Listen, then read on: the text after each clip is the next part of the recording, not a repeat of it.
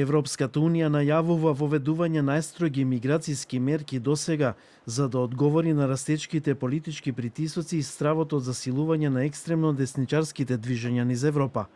Министрите за внатрешни работи на Европската унија во Брисел гласаат за пакет мерки кои би можеле суштински да ја променат идната миграцијска политика на Унијата.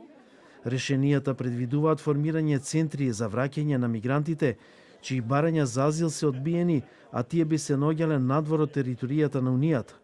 Предвидено е заострување на казнените мерки против лица кои одбиваат доброволно да ја напуштат Европската унија, што може да резултира со долг притвор или присилно отстранување.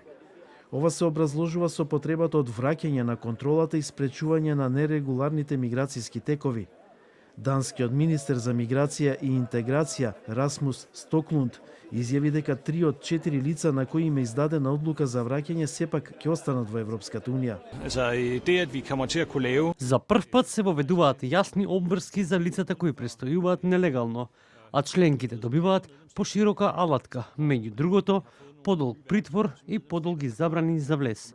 Според предлогот, должностите на барателите на азил вклучуваат соработка со надлежните органи, достапност до властите, поднесување на идентификацијски или патни документи и биометриски податоци, како и забрана за попречување на постапката. Мерките предизвикуваат жестоки реакции.